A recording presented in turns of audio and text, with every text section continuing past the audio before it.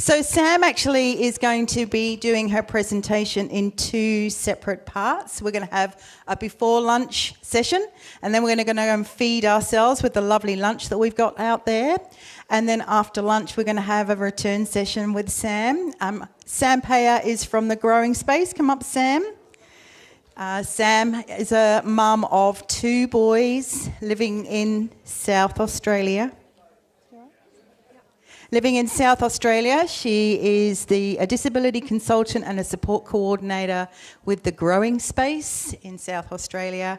Lots of people. How many people do you have liking your Facebook? Likes and follows is about 17,000. 17,000 hits on a Facebook site. Tells me that something is hitting the mark for people. So I'm really pleased to welcome Sam here today. She's going to talk to you about the nuts and bolts of the NDIS from the federal scheme. So in Western Australia, we've had, as you know, we've had two schemes operating here. We've had the WA NDIS operating over the last couple of years. We've had the federal scheme operating in the Perth Hills area. And in December this year, the government announced that we would be having the federal scheme roll out across Western Australia over the next few years. So by 2020, everybody will be in the national federal NDIS scheme. So we've got a lot of learning to do here in Western Australia. We've got lots of things that we need to, as peers, connect to get information about how this scheme works. And I know no one else better than Sam, who's a mum of two boys, to be able to share that information with you. So give Sam a round of applause and welcome her to Perth. This one's on? Is that working? Can everyone hear me okay? Is that coming through the microphone fine? Yes. Great. Everyone can hear all right? Yes. No. People down there can't hear that well. That's better? Yes. Is that better? Awesome. Thanks, guys. Thank you for having me. It's an absolute pleasure to be here. It's really exciting. I've just spent 4 days up north of Broome with my mum for her 70th birthday up at Cape Leveque. Now, why is it called Leveque and not Levesque? Can anyone explain that to me? I don't get it. Yeah, but I thought that the French would be Cape Leveque. Anyway, absolutely magnificent. You guys are so lucky to live in such an incredible piece of earth. So thank you. And thank you to the elders past and present for allowing us to be here. Thank you. I'm Sam. I've been involved with the NDIS since before it was the NDIS. And just a few things today. We don't give a handout, but if you want to use your cameras or your phones to take photos of any of the slides, you're more than welcome to do that. That is 100% fine. And I am not offended if you sit and text or Facebook or Twitter or catch up on your email or do whatever you do while I'm speaking today, because I'm a bit bouncy myself and you won't catch me sitting at anything without being on my phone and distracted, and it's all good, so go for it. So about us. So these are the two things that I love the most in my life. Is my son Ben. He's 18, he has Down syndrome, and he is very much a teenager. That is his greatest disability, I would say. And then we have, that's the other great thing I love in my life, but really I should put my 15-year-old there. This is Bailey. He's 15 years old, and he was born very early, and he has a bunch of hangovers from that. That includes some memory-related issues and things like that. Bailey's been on the NDIS, I think we're on our 3rd or 4th plan at the moment, and Ben's on his 2nd NDIS plan. How did the Growing Space come about? That's my second little guy, Bailey, when he was in the NICU. They were both born in the US. That was a Stanford hospital. So I guess it was the birth of my children that really got me involved. But I'm also the daughter of a special educator. So I grew up spending most of my school holidays working in her classrooms, hanging out with people with disabilities from the age of forever. I'll never forget the most humiliating moment of my life. Not very humiliating, but anyway. I was about 5 or 6 and Mum was teaching at Townsend House, which was a school for people with kids with vision impairments.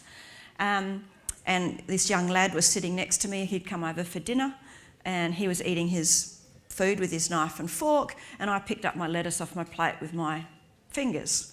And Mum gave me an absolute serving. He's blind and he can use a knife and fork to pick up his lettuce. Why can't you? hence my relationship from then on with all sorts of people with all sorts of disabilities. In the US, I founded an organisation called SPIN, Special Parents Information Network, and we grew to serve many, many people of many different cultures across California. When I moved to Australia, when the boys were about 4 and 6, I got involved with the Dignity Party. Have you heard of Dignity for Disability? Any of you heard of Kelly Vincent, MLC? She's a young woman in the middle there. She has cerebral palsy. She was 21, and at the time, she was the youngest politician ever elected into an Australian Parliament. She's also the first elected on a disability platform and the youngest female ever. So she's a pretty extraordinary young lady. She's grown into an incredible woman. And I'm lucky to have shared a lot of that journey with her as a chief advisor for quite some time in Parliament. My boys and I were very involved with advocating for the NDIS. For those of you with vision impairment, that's a photo of my sons with Julia Gillard. That was in about 2012. And there's my son Ben with Kelly Vincent, who's become a very close friend of ours. Then the growing space really sort of started up. We have a very strong philosophy or belief around inclusion, both in school, in the world, in life, in work, in everything. Inclusion is mightily important to us.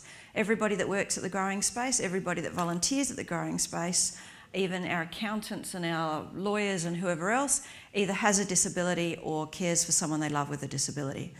We've not yet had any exceptions to that yet. It may come, but so far we've been able to continue on with that. That's been very important to us. This is me with one of my best friends, Jason. Jason is a success story of the NDIS. Jason's the same age as me. We're only a few months apart. We're very good friends. We met back when I was working for Kelly 10 years ago. And Jason had not been out of his house for 18 months other than to go to hospital. But he got his NDIS package, and that's him and I at the showdown about a month ago. So that's the Port Power playing the Crows. And I'm not really that much into footy, but, you know, I thought it was important that the Crows beat the Port, but we didn't. And Port beat us by about 3 points or something on the last minute of the game. It was very frustrating, but incredibly awesome for Jason. My son now is also an ambassador for the Every Australian Counts campaign. So he flies around and talks to politicians and journalists and media about the NDIS, about their Fund It and Fix It campaign. If you're not involved with that yet, I suggest you get online and look up Fund It, Fix It NDIS and just get on the mailing list and at least have an idea of what's going on with that. Growing Spaces continue to evolve. We do a lot of training now. We teach other people how to be support coordinators and we try to teach service providers to do better jobs too. And then last of all, that's me in professional garb. I'm not very comfortable in this. I like tracksuit pants and Ugg boots. No apologies. But we've kind of been forced into now. I have to look presentable. All right, so that's our history. What are we going to do today? We're going to talk about what is the NDIS, who gets in and how, what it pays for, what it doesn't pay for, how to plan and get ready for that planning meeting. What does a plan actually look like? I'll show you an NDIS plan. How does the money stuff work? That part is really important. That's a decision you'll need to make before you go into that planning meeting. And a few tips and tricks. Who here already has a federal NDIS plan, not a WA NDIS? Who has an NDIS plan? Yep. So not very many. Who has a WA NDIS plan? Yep, almost about the same. Who's scared witless about the whole thing? Yeah, okay. All right. Do all of you know about the United Nations Convention on the Rights of People with Disability? It's one of them, Sam Jenke does. It's actually a really important document. Australia is a signatory. It's international law. And we are a signatory to that international law that says that we will promote, protect and ensure the full and equal enjoyment of all human rights and fundamental freedoms by all persons with disabilities and to promote their respect for inherent dignity, for their inherent dignity. That's pretty powerful words, isn't it? We are signatory to that. Do you feel, as people with disability and carers of those with disability, that we are meeting our obligations under the convention? No. We're not. No, we're certainly not. But we are making steps toward it. And the NDIS is one of those pieces under the National Disability Strategy. So, we've got the NDIS Act. which is one of those pieces that is addressing our signatory as to the convention. And under the NDIS Act, one of the general principles under there is that people with disability have the same right as other members of Australian society to realise their potential for physical, social, emotional, intellectual development. Does that sound familiar? It's quite echoey from the convention. And in fact, if you ever read the NDIS Act, and I suggest that you do, that you will find a whole lot of stuff in that Act that mirrors and comes almost word for word from the convention. This is Australian law. Just so you know, the planners that you talk to at the NDIS and your service providers and your LACs and all of the people in this room, are they the law? Are they experts in interpreting the law? No. So when a planner tells you something that doesn't quite gel with what you've read in the NDIS Act, you should use that to your advantage, and that's very important. I strongly recommend that everybody get a copy of the NDIS Act. It's not hard to read. If you've never read legislation before, don't worry too much. It's not that difficult. It's worth reading because it is the law. And the law is on our side. As people with disability and carers, this law is really, it's outstanding actually. This legislation is really powerful and it's the law. And it trumps all the state laws. And it trumps what your planners tell you. And it trumps what your LACs tell you. And it trumps absolutely what your service providers might tell you. So read the Act. All right, so what actually is the NDIS? Well, it's actually the state and the federal government getting together, lumping all their money in together. It's actually being doubled. So all the money that's been spent in WA on disability in the past is effectively being matched by the federal government, and that money's going in to form the NDIS. Some of you might have heard the NDIS, NDIA. So one's the agency and the other is the scheme. The agency is just the organisation that runs the scheme. Doesn't really matter if you mix the words up too much. Not a big deal. So under the NDIS, all the money goes to the person with the disability. Doesn't go to the providers, yeah? And then that money goes to wherever you want it to go to help you meet your goals. So there's lots of disability service providers in there, but can anyone see anything in there that sort of surprises them a little bit? Oldie, how weird. What else? Did anyone see the surf school up there? That's not a disability provider, is it? No, but under NDIS, it doesn't matter. If you self or plan manage your plan, you don't need to choose just disability service providers. So if my son Ben wants to learn how to surf, he doesn't.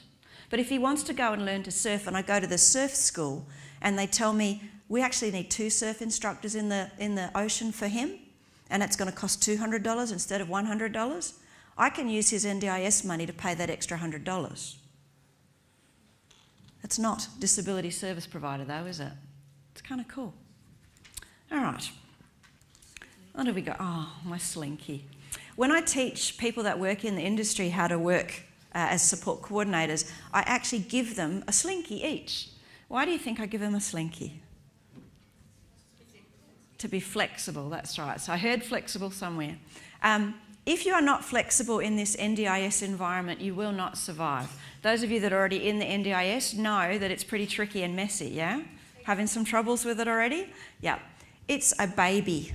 It's an infant, and it is only just learning and developing what it wants to be and how it needs to get there. And it's changing every day, literally every day. I give this presentation 2 or 3 times a week, sometimes 5 times a week. They've never been the same. Never. Never has 2 presentations been quite the same because you get more information every single day. Centrelink and NDIS are quite different. They have completely... Centrelink stuff is a welfare payment. It's income support. It's money for you to live, right? NDIS is not. NDIS is money to pay for disability-related needs. So, if you're eligible for the NDIS, does that mean you're eligible for the disability support pension? No. If you're eligible for the disability support pension, does that mean you'll get NDIS? No, it doesn't. They're completely separate. Completely different eligibility criteria, completely different processes to get in. They've really got nothing to do with each other, and one does not affect the other. So having one does not mean you can or can't get the other. They've got nothing to do with each other. How many people are going to be in the NDIS? Does anyone know across the country? No? 460,000 people across Australia will be in the NDIS. There's about 40,000 people here in WA. How many people are on the disability support pension? 720,000. And those people on the disability pension do not include children and do not include adults who are working and earning enough money that they're not qualified for it. So in actuality, only about 1/3 of people on the DSP will have eligibility for the NDIS. So when people come to you, when your peers come and they're talking to you about the NDIS and saying, oh yeah, I'll be right, I'm on the disability pension, you're going to be saying, yeah, actually, only about 1/3 of people on the disability pension will have eligibility for the NDIS. A couple of things do cross over. When you start an NDIS plan, the mobility allowance stops and a new one should kick in through the NDIS plan. Another thing that changes is the CAPS payment, the Continence Aids Payment Scheme. When you get an NDIS plan, if that continence need is related to your disability, then that will stop through the CAPS payment, and you'll get a payment through. You won't get a payment, but you'll get funding through your NDIS plan. But other than that, completely separate. They don't actually even really share information at all. Okay. Any questions about that? Yeah. Yep. Not talking about CAP, I'm talking about Continence Aids Payment Scheme.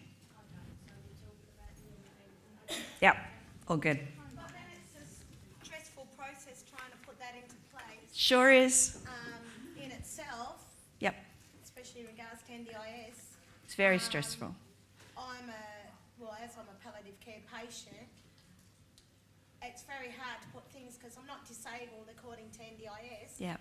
They're only assisting me because I'm clinically blind now in my left eye. Yeah, we'll talk more about that eligibility stuff as we go along. Thank you. All right, so I think we covered that we've got 460,000 people across the country. Funding for disability across the country was $11 billion. It's going to be $22 billion under NDIS. Double the money. Double the money. More than twice as many people will get access to supports and services. Included among those are my children. They did not get supports before the NDIS. And it's quite important to know that you've got to be under 65 to enter the scheme. So if you have a stroke on your 64th birthday and your condition stabilises and you're eligible, you can get into that scheme. If you had that stroke or you fell off at the bar on your 65th birthday, you would not have access to the NDIS. But if you got in before you turned 65, you may elect to stay in the NDIS for the rest of your life. So it's only about, that eligibility criteria is just about entry into the scheme, not about staying in it or not. And once you're in the scheme, you would be very unwise to leave it when you turn 65 to access aged care services, because with aged care services there are co-payments. There are no co-payments under the NDIS. There is no assets and means test under the NDIS, but there is for the aged care system. All right, who gets in? I won't go too much through all of this, other than to say that 460,000 people is not a lot of people. There are a lot more disabled people in Australia than 460,000 people. So the NDIS is really only for those with severe and profound disability, as well as small children, those under 6 that are being entered in the scheme under early intervention. But it's not for everybody with a disability. It is for people with severe and profound disability. I'm not going to list all of those because I think they all make sense to everyone. So there's 3 ways to get into the scheme. Just by the way, how cute is my little guy when he was little? It's very cute. The early childhood intervention pathway is a little different than the rest of the NDIS. You don't have an early childhood partner here in WA yet, but I'm sure that will come in and that will be announced at some point soon. So that's for children that are 6 and under, who get some intensive supports through the scheme. Then there's the permanent stream, where people are theoretically in for life. So they don't have to prove every year that they are still disabled. But then there's this kind of grey area, which is also called early intervention, but it's not about little tackers. So it might be a 12-year-old with mild autism that's never gotten any supports before. They may enter the scheme, but after supports for a year or two, the scheme may say, you know what, let's just check that your functional impairment, that the way your disability affects you, is still severe enough that you require our service. So it's not about kicking people, it is about kicking people out, isn't it? Yeah, it is. But like I say, the scheme is for those with the most severe and profound disabilities. If you're entered the scheme under the early intervention lot, then you will have to provide evidence of your functional impairment each year. And even if you are entered into the permanent stream, you may be kicked out of the scheme at some point, because theoretically, hopefully, the supports and services that some people are given are enough to actually make them no longer need the scheme anymore. That is the hope. That is the hope. As much as we might think we don't want to get out of the scheme, it's actually everybody's dream to not have to need it, isn't it? Yeah, that's the ideal. All right, so what sort of stuff does it pay for? Augmentative communication devices and supports, transport, taxis, etc. You could use Uber if you want. Equipment, wheelchairs, walkers, shower chairs, rails. Therapy, physio, hydro, OT, speech, dietitian, podiatry, psychology, counselling. All of those things can be covered under the NDIS plan. Continence aids and support. So continence aids, Kylie sheets, swim gear, nap creams, gloves, all of the bits and pieces. Support workers. So that's help at home that you need and help out and about that you need as well. Mentors. And that can be peer mentors, and that's something really important for you guys to think about. Last time I went to a meeting not too long ago where we had two gentlemen learning about the NDIS. They were just about to enter into the scheme. One gentleman had a vision impairment due to a stroke. The other gentleman had a back injury that had left him, he needed to use a wheelchair, and he had some severe anxiety. Both gentlemen, the blind bloke actually used to be a carpenter and loved carpentry and had been involved with his special men's shed. But he didn't like the special men's shed because they weren't actually allowed to use the awesome tools, and they wouldn't let him use the awesome tools because of his vision impairment. So he'd gone to the regular men's shed, but they said, you can't be here unless you've got someone helping you because we don't want you to cut your fingers off. The other bloke also had a real interest in carpentry, but was way too anxious to go to any of the men's sheds without help. So what we've actually done is we've got them paying each other to support each other. So the bloke who's in the wheelchair drives the blind dude to the regular men's shed and supervises him, while the blind dude actually teaches him how to use the equipment. Isn't that fabulous? Is that genuine peer support? You're not limited by anything except your imaginations here. You're really not. I know Sam Connor over there uses people with intellectual and autism as support workers. So she's able to direct people to support her. She needs someone with the brawn to push the wheelchair and pull things off the supermarket shelves. And people with intellectual disability can easily fit that mould. My son goes away for weekends and is cared for by a young man who's a wheelchair user. So he's being paid, he is earning an income helping look after my son. And while my son's there, he tends to change the light bulbs and do a few bits and pieces for him as well. So great opportunities under the NDIS.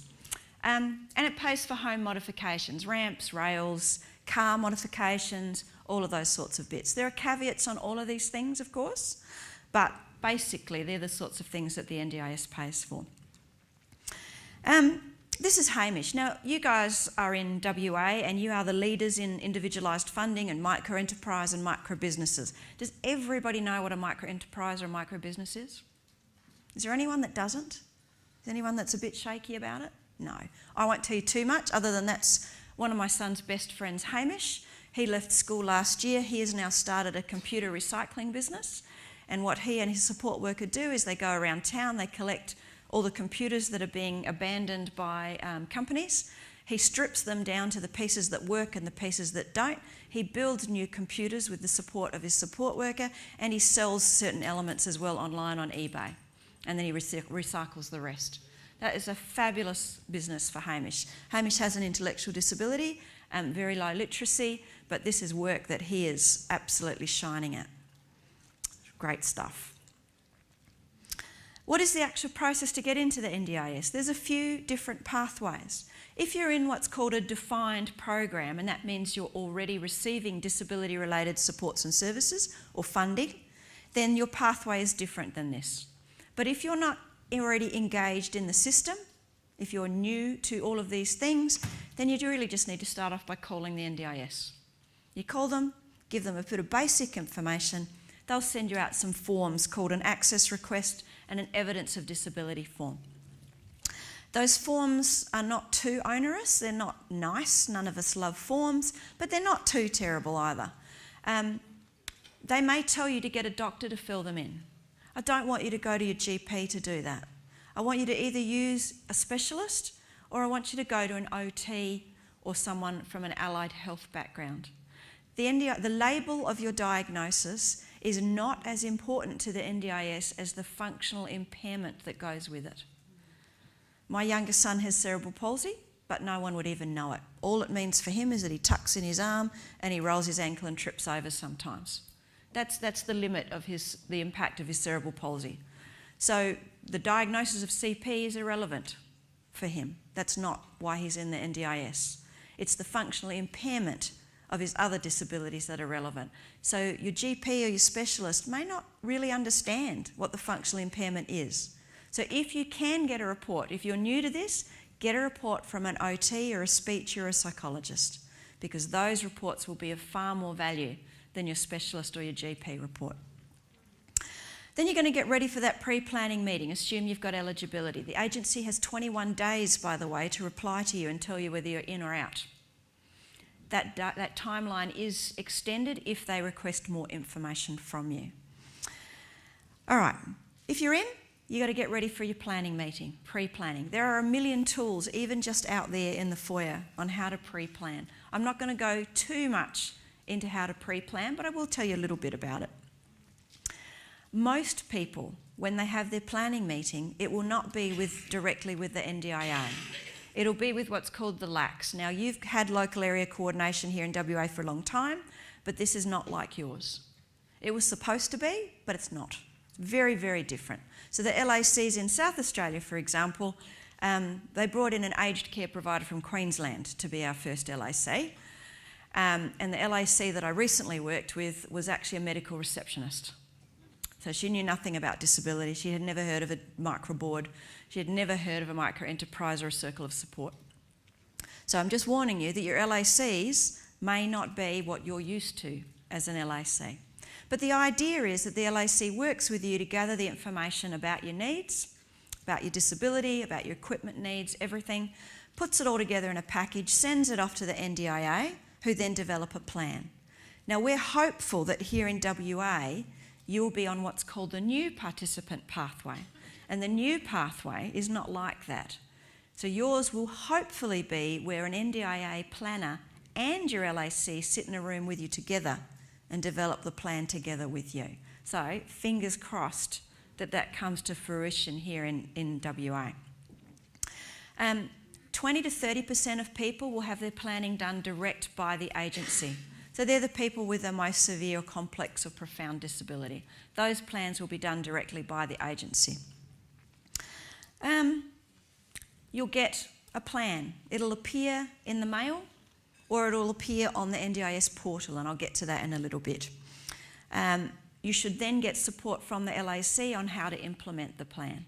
That's not actually been happening in South Australia. So people have been getting their plans and there's been no help for them. So they've just sort of sat shelved or under the bed, or people haven't even known that they've got them. And it's been many months for many people before they've actually been able to use their plans. Don't let that happen to you. If you get a plan in the mail, you give the agency a call, or you give the LAC a call and you demand an appointment with them to explain your plan and how it works. A small amount of people, only around 20% of people, should get what's called support coordination. in their plan. So that'll be a funding line, which is an extra bit of money in there to pay someone like me to come and help you and spend time with you figuring out planning and how to spend the money and where to go and who might be good supports for you. All right, and then you're just going to make it happen. Actually I've got a clock here. Here we go. What time do I need to finish up this part, Bronya? 5 minutes. Okay, all right, we'll do this. One of the things that I find really useful to bring along to a planning meeting is 2 weekly calendars. Everyone tells you to bring an idea of your week, but I want you to bring 2. I want you to bring one that says before NDIS, and that's a typical drab week for a person in their 40s living with their elderly parents. Right? That's probably a pretty classic week for someone with intellectual disability living at home. They get to make cupcakes every Monday. They get to thread beads every Tuesday for the rest of their lives. And on Wednesday, they get to go bowling every week. I recently met a family whose young woman, or not that young, woman in her 30s, have been bowling every Wednesday for 17 years. And the week before I met with the family, they had found out from another parent who had dropped in at the bowling and noticed that their daughter wasn't bowling, said something to the support worker, "Oh, why isn't Sarah bowling?" And the support worker turned to this other parent and said, "Oh, Sarah never bowls. 17 years never bowled. 17 years of Wednesdays thrown away in her life." And on Thursdays, you get to pat animals. All right, so that's your before NDIS calendar. What I want you to do is do an after NDIS calendar. I want you to show what life could be like. Now, this is not an extraordinary life. This is not what my son wants, which is to live in Hollywood with red foo. This is a good, typical, what the NDIS calls an ordinary life. Yeah, there's nothing in there that looks outrageously, big, is there? It's a decent, good life. Apparently this person actually does like bowling and loves animals and loves their friends at day options, so they're actually going to stick with that. But they're going to do some other things too. They're going to start a micro-enterprise and they're going to learn how to cook. They're going to go to a regular art society to practice their artwork. They're going to do things that are not bowling every Wednesday, craft every Tuesday, cupcakes on Mondays and animals on Thursdays. All right. What actually happens in a planning meeting? So in a planning meeting, sometimes you'll get a phone call before your planning meeting. The planner or the LAC will call you to set up the appointment time. And I don't know if any of you have had this experience. Did they ask you a lot of questions on that phone call? They didn't. That's good. In South Australia, they ask you a lot of questions. And what they're actually doing is half of the planning meeting on the phone. But they won't tell you that. So if you start getting questions in that phone call, I want you to hang up. Or say, "I'm sorry, I'm not able to talk right now. Can we do this in the planning meeting?" And if you're nervous to do that, if you're not confident enough to do that, just go and press the button. You're in WA, your reception's awful. Go for it. Actually, it was a blessing. Cape Leveque, 4 days, I'm on Vodafone. No reception, no phone calls. All right. So when you get in that meeting, you're going to do an assessment. I'm going to ask everybody here, people with disability, and if you're a carer, think about the person that you care for. Who here showers independently? Put up your hand if you shower independently. All right. Keep your hands up. Keep your hands up if you can.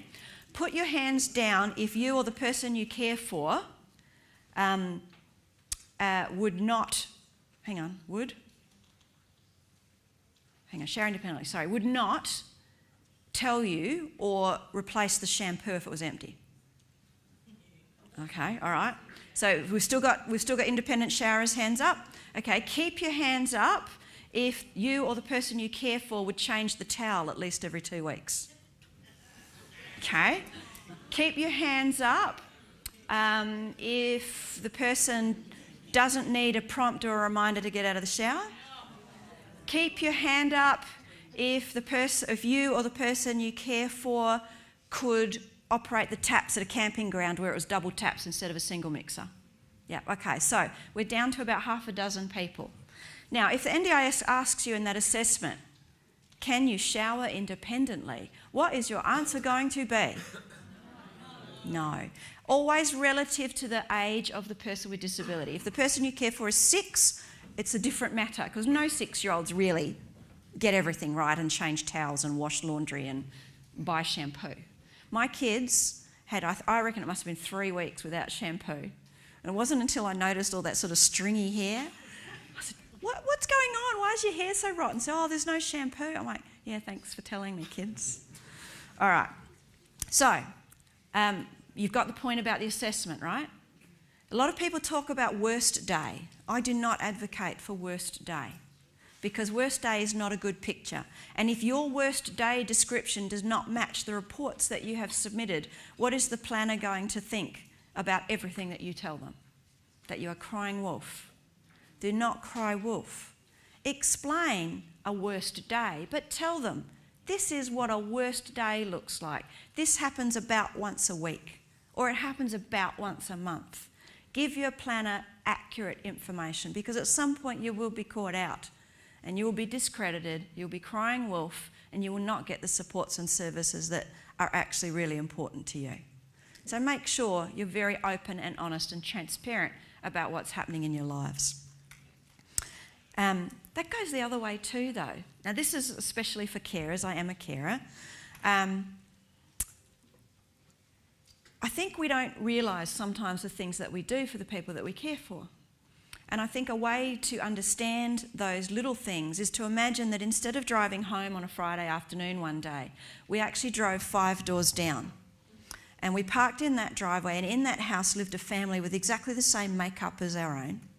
But we dropped the person that we loved there for a month. What would that house need to know? What do you do differently? Or what would they need to know? They know how to care for an 18-year-old, but they don't know how to care for my 18-year-old. What are the things extra that they would need to know? And they're the things that you want your NDIS planner to know. So it might be that your person doesn't eat unless you cut all the crusts off. It might be that if you don't drive to school on exactly the same route and exactly the same route, that they will lose it in the back seat and you're all at risk of a major accident.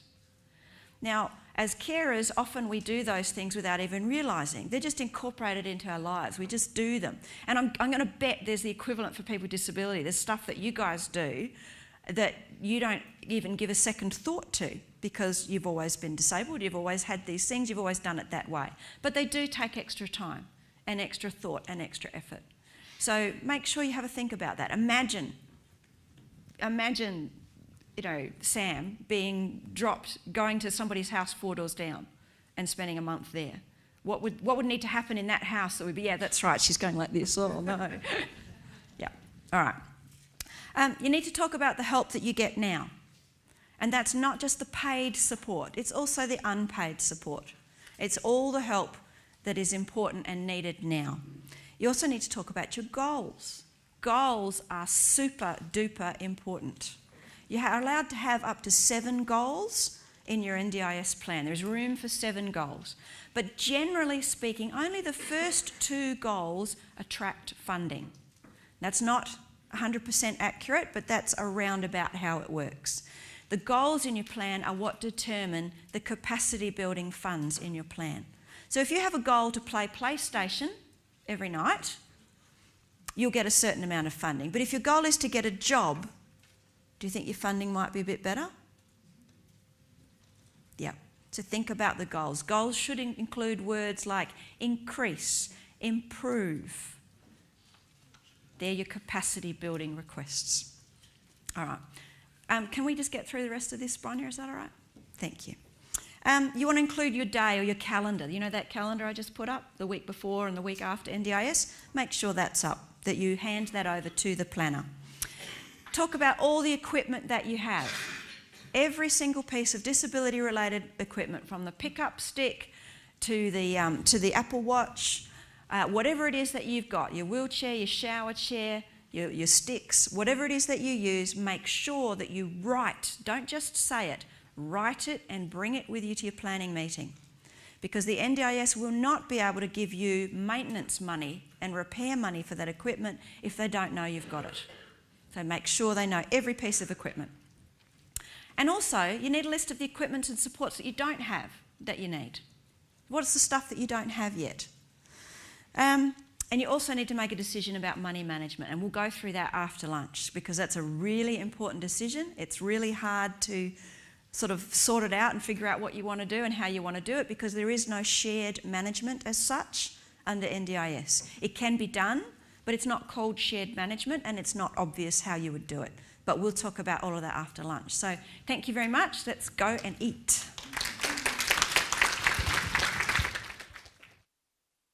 Very yummy food. Thank you very much to Valued Lives and everyone that's hosted today. It's been really good. Great information coming from lots of different people. So thank you. And thanks to those of you that came up and talked to me during the break as well.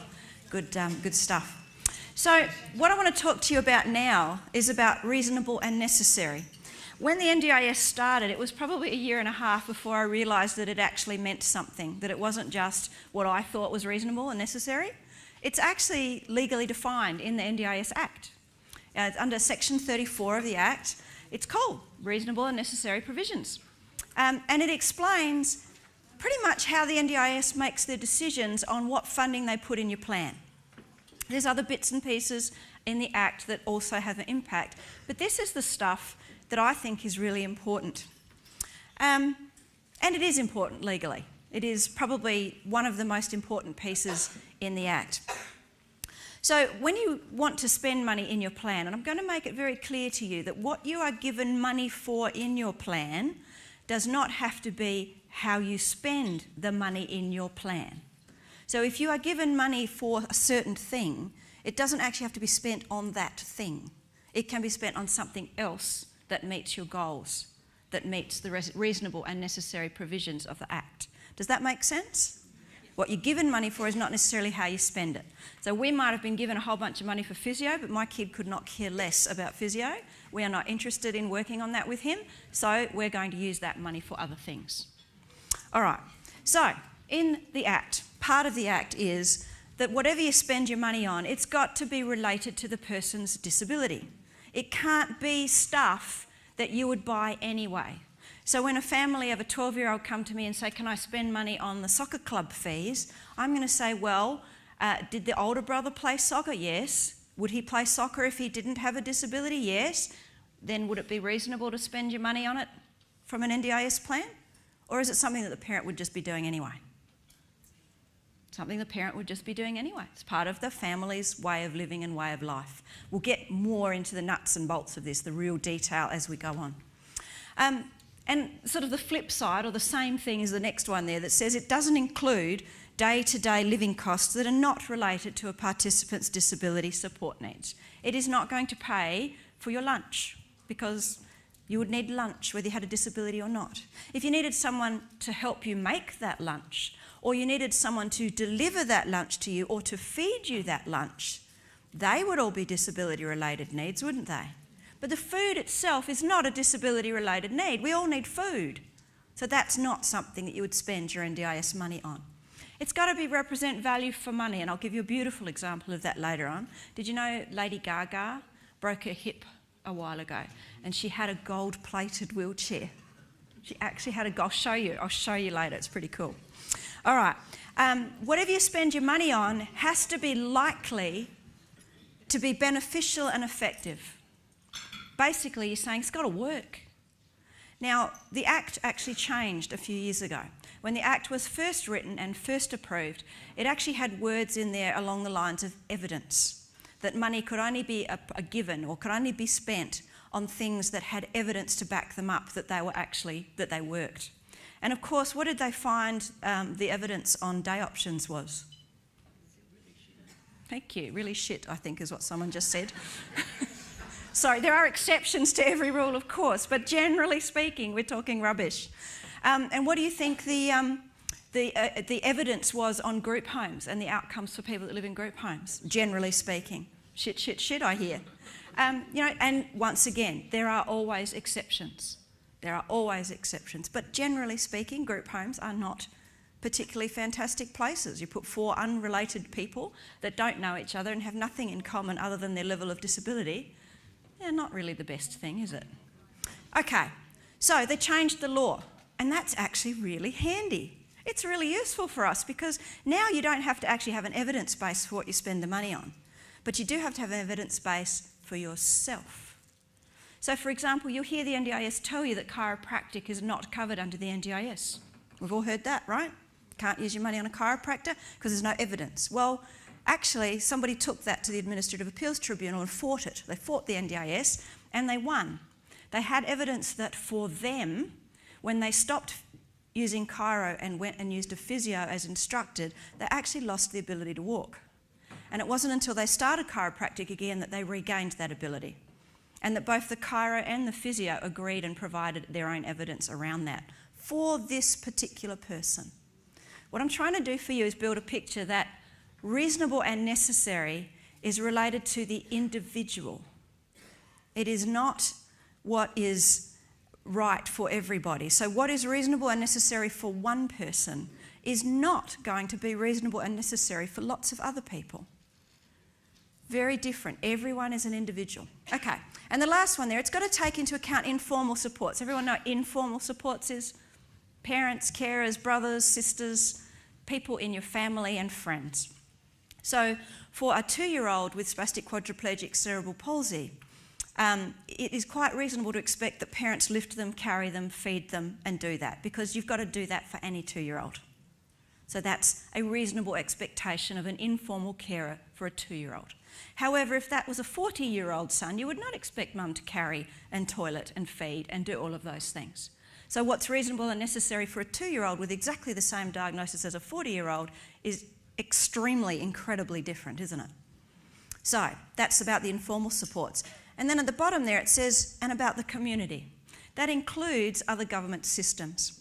So a lot of people come to me and say, can I use my NDIS money for a tutor for my 16-year-old? And the answer to that is actually no, you can't. Because it's actually the responsibility of the education system to educate your child. It is not the responsibility of the NDIS or the disability system to make up for the shortfall in other crappy systems. Because if the NDIS started doing that, imagine the mess we'd get into. Imagine if there was something, a new drug for a certain disability, and it wasn't covered under the PBS yet. And somebody said, well, I'll use my NDIS money for that. What would happen to the health system if we started doing that? They would then start ignoring people with disability even more than they do now. So we have to, as a community, push other government systems, health, education, justice, child protection. Those places all need to take responsibility. It is not the job of the NDIS to make sure that every bus and tram stop is accessible. It's the job of the transportation system to do that. So we're not going to use our NDIS money for those things. So that's reasonable and necessary. I am so much into reasonable and necessary that I created this little list. And to be honest, none of us can actually genuinely decide what reasonable and necessary is. Only the NDIS can actually make a genuine, actual decision. But we all need to educate ourselves pretty well because what happens when you call the NDIS? Either they A, do not answer, B, they answer and take a message and do not ever get back to you, C, give you an answer, D, give you a different answer, E, give you another different answer, because that's what will happen. Because there are a lot of people in there, the scheme has grown so quickly, they don't have the training that they need yet. Hopefully they will, and hopefully we can all contribute to that, but they're not there yet. So I created this little sheet, and what it's done is it's put that reasonable and necessary stuff into a bit of a checklist.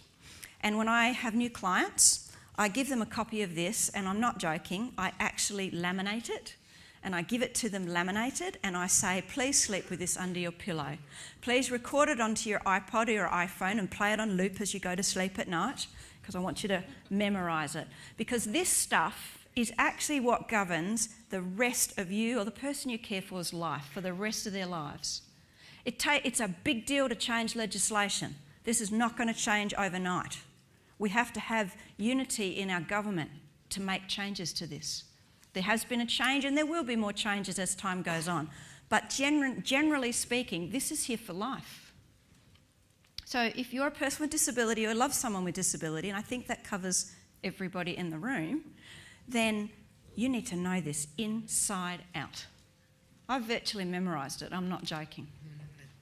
So really, really important to know, because this is your nuclear arsenal when you go into a planning meeting. Take this with you. When your planner says, no, we don't cover that, you say, well, hang on. It looks to me like it's reasonable and necessary. And they may well have a good reason for saying why it's not. But you should be armed with the information that you need to have that discussion with your planner. Yep. All right. So what sort of things doesn't the NDIS pay for? What doesn't pay for medicines? And that includes melatonin, and it includes vitamins and supplements. They don't pay for that. That's not the responsibility of the disability system. That's the responsibility of the health system. It doesn't pay for electricity. It doesn't pay for clothes and shoes, except when it does. When might the NDIS pay for clothes and shoes? Anyone got an idea? Yep. Can you speak up? Can you able to yell out? Special shoes, yep, exactly. Custom shoes that were made for you simply because of your disability. Is that what you said? I was talking about special clothes, like someone like me in a wheelchair.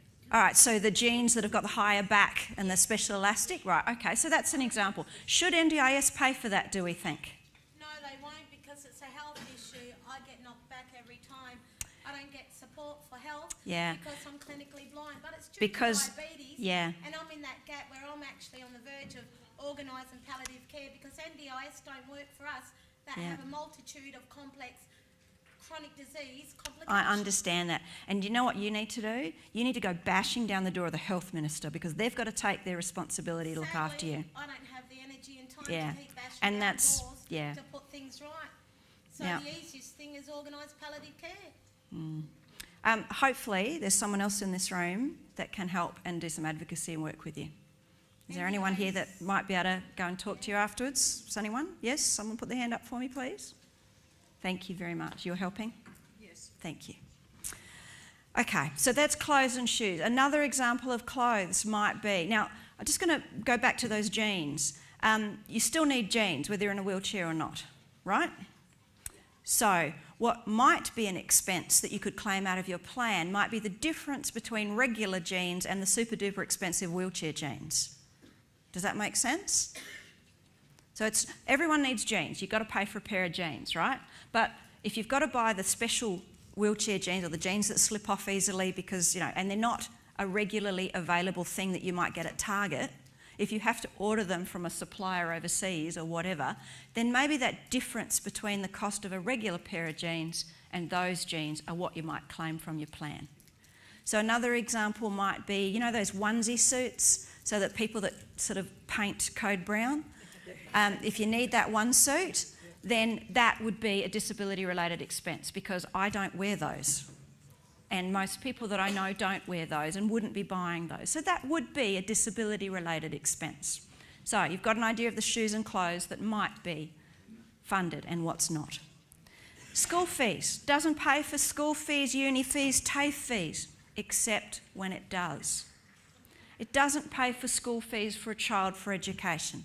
However, in very limited certain circumstances, there may be an opportunity for a person with disability who is very socially isolated to have their course fees paid for a small course, something that might start them out. An example might be, I work with a 19-year-old young woman with multiple disability who's really into jewellery. She wants to make jewellery, and she really wants to go to TAFE and do a proper jewellery making course. And we thought, that's a lot of work, that's a big jump to go straight into that full-time study. But the TAFE also offers a 4-month taster, a let's try jewellery making class. And what we're going to do is we're going to use her NDIS money to fund that class. We're not going to use it if she goes on to TAFE, but we are going to use it for that start, because it's also going to help her towards her goal of building a micro business, making and selling jewellery. It's all part of her goals. Holidays. The NDIS does not pay for holidays. All of us have to pay for holidays. I know, damn, she says. It doesn't pay for holidays. It certainly doesn't pay for holidays for a carer. And neither it should, because we've still got to pay for holidays. Even though we're dirt poor, we still have to pay for our own stuff. However, it can pay for supports needed while you're on holiday. So if you need a support worker while you're on holiday, it'll still pay for those wages of the support worker. And I know what you're all about to ask, and I'll get there. The other thing that it might pay for is, let's say you needed to rent an accessible vehicle while you're on holiday. The cost of a Corolla is $50 a day. The cost of the accessible van is $150 a day. I'm going to take $100 a day out of my NDIS plan to pay the difference between the Corolla and the accessible van while I'm on holiday. I might even use money to pay for the rental of a beach wheelchair if the surf club at the place I'm going to doesn't already have one. Now, you're all asking about the flights and the accommodation for the support worker, yes? Yes, okay. The official line from the NDIS is that no, you cannot use your money to pay for the flights and the airfare of the support worker. Is Marita still here? Anyone else here from the NDIS? No? Good, okay. Shh. There is nothing to stop you negotiating a contract with your support worker that includes a much higher wage for while they're away supporting you on holiday, and that support worker might then well include and cover their own business expenses. So instead of paying them $40 an hour, maybe you pay them $70 an hour while they're on holiday because they're away from their family, for example. Now, NDIS might get grumpy with me about this. If they ever get grumpy with you about it, blame me. I am happy to wear that because I believe that if I took that to the Administrative Appeals Tribunal, I would win. I believe I would win with bells on, because there is another section of the NDIS Act and rules that says that incidental expenses only incurred because of the disability supports are to be covered. What could be more than an incidental expense related to your disability than having to put up your support worker? Now, if you're just going to Sydney for the weekend and you're pretty comfortable and easy to direct other workers, it may well not be reasonable and necessary for you to do that, because you might be able to hire a worker from Sydney, in which case you don't have to put them up. But if you've got a person in your life with significant behavioural support needs and someone has to follow a behaviour support plan and they've been trained, or specific needs around administration of medications and whatever, then it's going to be quite reasonable to bring one of your trained workers with you. Has anyone got any questions about this one? I've only just gotten brave enough to say these ones in public. Yeah. I've got hydrocephalus, and not a lot of people know what it's about. So you would have to bring your known workers with you, wouldn't you? Yeah. So that would be right. This lady was saying that she has hydrocephalus and her support workers are specifically trained to look after her. And you couldn't just pick up any support worker from anywhere randomly. They need to be trained for you. So to take those workers with you would be very appropriate. Lady up the back. What about a difference in the cost of accommodation? I've got a young adult daughter who recently wanted to go away with a group of young adults in the church. They were all camping out on the floor of a gym, and she wasn't able to do that. She would need to be in different accommodation. All right, I'm going to go back a few slides, because I reckon this is a great example. Let's go through this. Let's go through reasonable and necessary. So your daughter has physical disability and is unable to sleep on the floor at the church hall like all of the other kids, so they're going to have to pay for her to have an accessible room at another hotel or something nearby. Is that about sums it up? Okay. So is it disability related? Does she need to buy that room because of her disability? Yes. Clearly. Okay, next. Does it help her towards her goals? I'm going to guess one of her goals is to hang out with her mates. Yep. Great, tick. Social and economic participation. Does it help her be part of her family, social stuff, working life? Yep. Clearly. Value for money. Is there a cheaper way of doing it? Would it be cheaper to have an extra support worker for the week that helps lift her onto the ground and out again? No, it's not going to work. No, okay, so that's, yes, it is value for money. Is it effective, beneficial and good practice? Does it work? Yeah. Is it reasonable to expect that her family should pay for that? No, because none of the families of any of the other girls have to do that. And what about the most appropriate funding body? Maybe we should charge the justice system for that. Do you think? Education system? Is she in the justice system? No. Pardon? Is she in the No, justice system? she's not in the justice. She's going on a church camp. I'm guessing she's not on the justice system. I'm hoping. All right, so we have just ticked yes for everything. Now, just wait. If you called the NDIS and said, can I pay for that hotel room for my daughter, what will their answer be? No. Are we going to ask them? No. Thank you. You will provide your own evidence. When you make your claim on the NDIS, you are going to staple the receipt for that accommodation to this checklist. If you are ever audited, you are going to pull out this checklist and say, I thought about this. I went through everything. There is no fraud here. I am not pocketing money. I'm not buying nappies out of my NDIS money and selling them on eBay and keeping the cash. I am giving my daughter a community experience, right? I'm doing the right thing. So you're not going to call the LAC and you're not going to call the NDIS because they don't even want to know about it. They genuinely don't. They have more important fish to fry. Sorry? I've got a question. It kind of relates to what you're saying, but it's a little bit off track. I'm under Wanderers, and so we're in the process of... I can't talk about any of that. I just want to say, so under Wanderers, every time we spend money, we have to allocate it to a specific code. All right, I'll get to that. Right. I know what you're asking. All right. We'll talk about that when we talk about self-management. This situation is only possible if you self or plan manage. Will not be possible if you agency manage your funds. Last one. Yes. My understanding, in the price chart... Price guide, which does not relate to self-managers at all. Really? Has no relevance for a self-manager. The price guide, if you're a self-manager, throw it in the bin. You don't need it. It's irrelevant to you. Really? Correct. Wow. It has no relevance to self-managers whatsoever. Yes? A very quick one. Our daughter, who's living independently in her own home, intellectually handicapped, just bought a self-tipping kettle Yep. out of her NDIS funding, but it doesn't really, social and economic participation. Yes, it does. She's making her own coffee. Well, we're teaching her to make her own coffee, but Yeah. it's not in a social environment, it's in her own home. Yeah. That's still covered? Absolutely covered. 100%. She could be, there you go. Thank you very much. She could be making the cup of coffee with a self-tipping kettle for a friend. I'm not going to keep going with this. We will talk more about reasonable and necessary, but I've given you a taster of it. But the real takeaway for you guys is if you can tick off all of these things confidently and competently, you do not need to ask the agency. They don't want to know. Your planner may have a God complex. They may want to know. But the truth is that if you speak to anyone above middle level management at the agency, they will all say, just don't ask us, just don't call us. I speak frequently to very senior levels of people within the agency across the whole country, and they are all on the same page about this. What the NDIS is about is reaching your outcomes. It is reaching your goals. It is not about whether a self-tipping kettle is reasonable and necessary or not. It's about reaching the outcomes of making a cup of coffee for my friend on my own. Yeah? All right. Now, what doesn't it pay for? We're getting there. Where are we up to?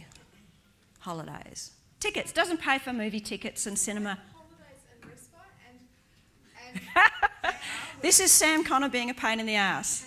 does it pay to get your leg shaved at a... And does it pay for toilet paper? All right, to get someone to get your nits out of your kids' We'll get to that. We'll get to it. Okay, does not pay for movie tickets, doesn't pay for your tickets to go on a holiday for yourself, doesn't do any of that stuff. You've got to do those things anyway. Does it pay for a car? No, but it will pay to modify it with a whole lot of caveats. Got to be less than 3 years old or less than, I think, 45,000 kilometres on the clock. That's quite a barrier for people getting modifications to vehicles. However, I believe that if you bought a second-hand vehicle, and let's say a 2000 Tarago costs $12,000, but with the modifications it costs $15,000, I believe you should be able to take that extra $3,000, the difference, out of your NDIS plan. Doesn't pay for your food, except when it does. We already talked a bit about this, didn't we? So it pays for the preparation, the delivery, those things. What else? Doesn't pay for your soccer uniforms. Doesn't pay for your rent, except when it does. Now that's SDA, Specialist Disability Accommodation. It's a special rent payment that goes to your landlord, It's a very significant amount of money, but it is only paid to around 4 to 6% of participants who have the most severe and complex needs, either behavioural or physical support needs. SDA is changing. There's a lot happening around SDA. It's actually really just very messy right now, so I'm not going to go into it because it's going to change. It doesn't pay for your barbecue or your jet ski, just so you know. But if you needed special tongs to access your barbecue, or you needed to put a third wheel on the Weber so that you could roll it yourself, it'll pay for that. One question up the back, quick one. So does SDA include mental health? If there's associated significant behavioural support needs, as in reinforced walls, perspex windows, etc., then that might be covered. Okay, today tonight test. Whose wheelchair is that? Lady Gaga's. It is gold plated. I know Sam's drooling over it right now, aren't you, Sam? Yeah. Let's go through what I call the today tonight test. This is a more simple way of thinking about it.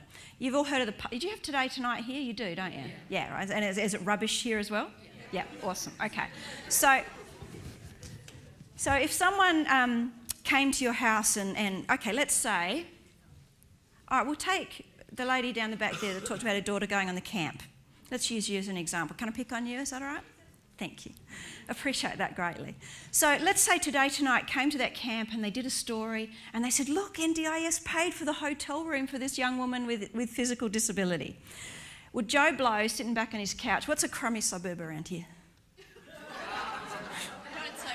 I won't say, okay. So we'll say the northern suburbs of Adelaide. All right. And he's sitting back on his sofa and he's knocking back some 4Xs and he sees this Today Tonight and he looks at it and he sees this girl's hotel room being paid for with his taxes. What is he going to say?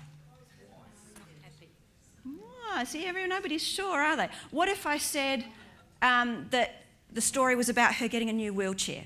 He'd be sitting back there and he'd be going, oh, yeah, that's sweet, isn't it, mate? Yeah, that's nice. What if we said it was paying for her to go on a holiday around Europe?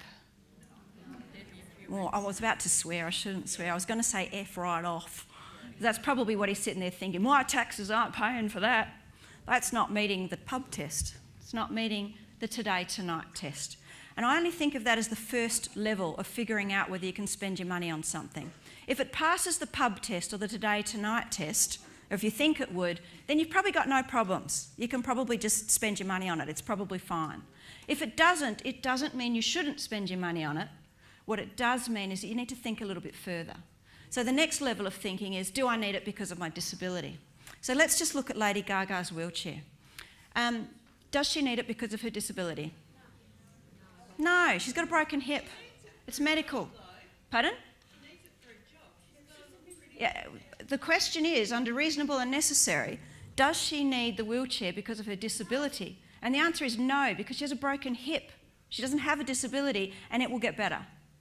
If it doesn't get better, if she has a car crash on her way to get it better and she breaks her back, then it might be because of her disability. So let's just imagine she's had that car crash. I don't wish that on her. But let's just imagine she has and she's using this, she needs a wheelchair. So, does she need it because of her disability now? Yes. Does it help her towards her goals? Wouldn't even matter what her goals were. You're not going to get very far with a broken back without your wheelchair, right? Does it work? Does it work? Does the wheelchair work? Yeah, it works, all right. Should someone else be doing it? Should her brother be carrying her on stage to sing? No, okay. Is there a cheaper way to do it? Yes. So she's just failed the reasonable and necessary test.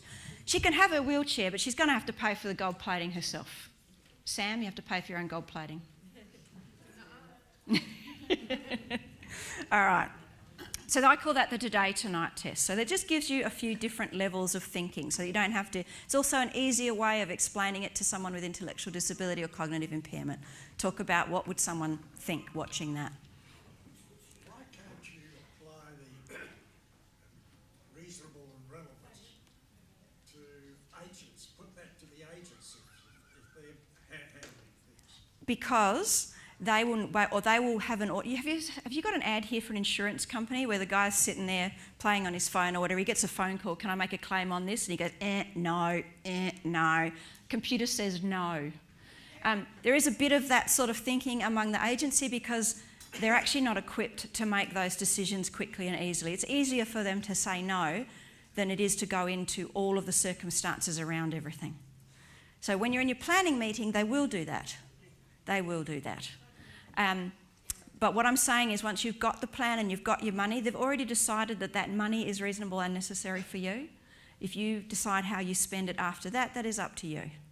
And I mean it when I say I talk to the highest levels. I've had 2 conversations with a CEO in the past couple of weeks, and he would assure you that this was fine. But you've really got to think about that reasonable and necessary. As long as you're not pocketing the money, as long as you're not committing fraud, as long as you're using it for a disability-related need and ticking off those boxes, you should be fine. I'm going to keep going. Sorry. I've got to keep going. All right. Okay. How... To do with those questions that Sam asked you. Pardon? It's something to do with those questions that Sam asked. All right, go for it. What did you want to ask? Oh, well, all those questions that Sam asked. You've got to apply reasonable and necessary. So would they apply as reasonable and necessary to somebody that's blind? Each person has a different set of reasonable and necessary answers. So if you asked your planner, could I use my NDIS money to pay for toilet paper at my home? No. All right, you've all said no. Well, I'm going to tell you that yes, depending on your situation and circumstances. If I lived in my home and I had a revolving door of support workers 24 hours a day and they all used toilet paper, that would be an incidental expense to my disability. And I would not have that expense if I did not have a disability. Now, toilet paper's a pissy little thing, haha, like that. But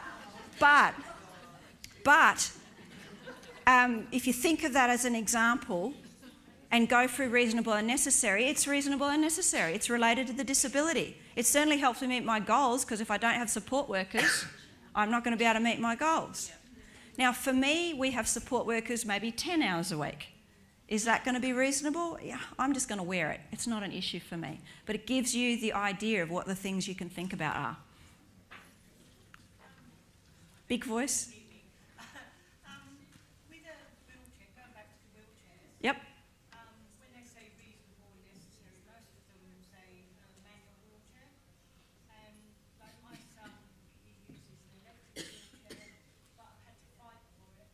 Now we're getting a new one, and I want a scissor action in it so that he can be Yeah, and you'll need to provide the evidence that that's reasonable and necessary and the support from the therapists as well. Asking about a standing wheelchair? Is that what you're asking about? Yeah, asking about the money for a reasonable wheelchair. And the argument on that one will be around the cost.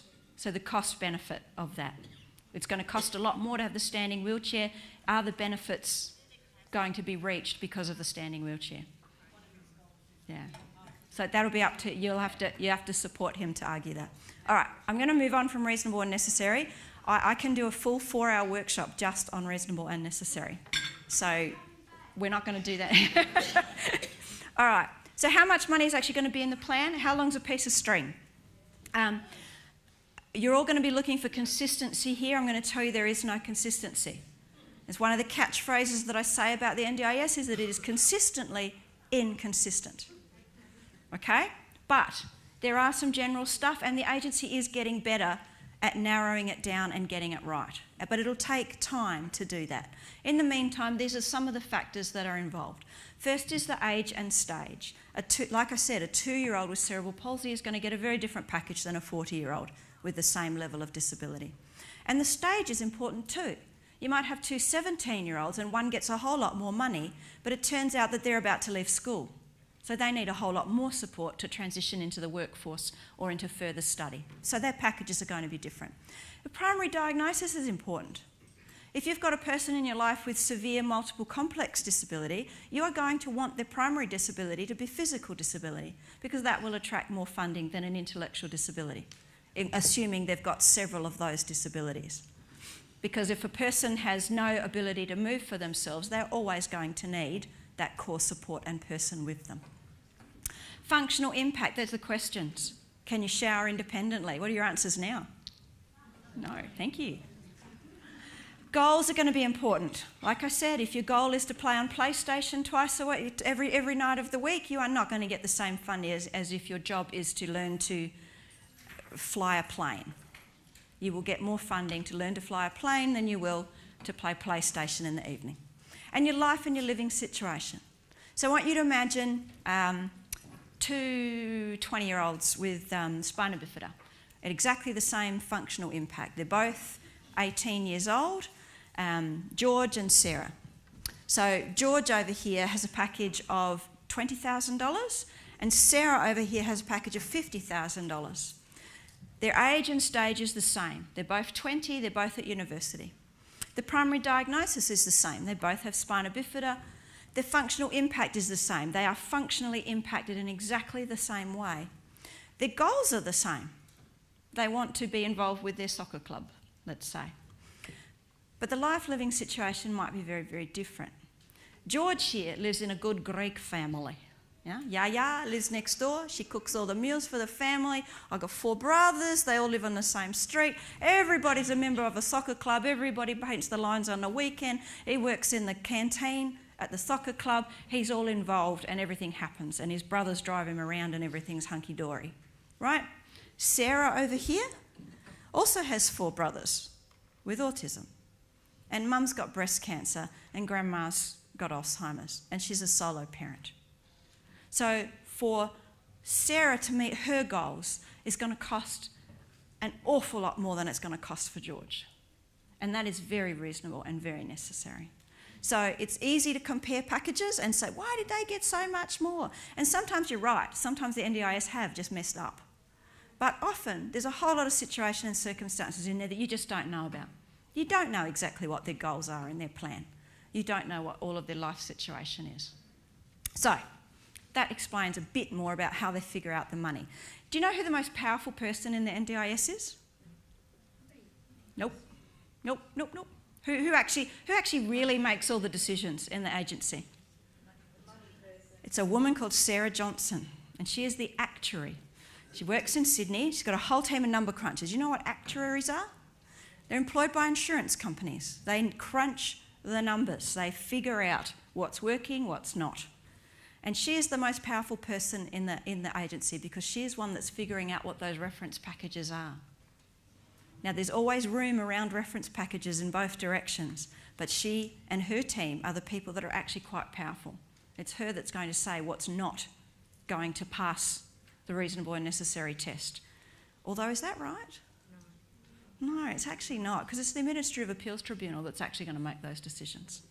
But she's going to do what she can. All right, I'll keep going. Sorry to interrupt. Could I ask you a very big question? You just did. Actuaries. In our group, we've talked about actuaries, and there is a lot of fear and discomfort around the whole role of the actuary, being it's an insurance, insurance background. So the experience and the knowledge and the relationships that actuaries have with the real human element in the whole equation. Okay. Probably questionable. Yeah, so the comment, it was more of a comment than a question, was that the actuaries don't really have a relationship with people with disability. They're just sitting there in the number crunchers as an insurance agency. That's absolutely right. But that is their role. Their role is to look at that data. So as we spend our plans, the information is going back to the agency and they're figuring out what people are spending and what they're not spending, and who's reaching outcomes and who's not with what spending. So they're actually very important. They're actually very valuable. Just like with any insurance agency, they are measuring the risk versus benefit of what they provide for us. But we're lucky because we've got the NDIS Act to back us up. And if we need something and we take it to tribunal, chances are we'll win. And in fact, 40% of people who take it to the tribunal win. That doesn't sound like that much, does it? But it is an awful lot more than 50% of people who appeal.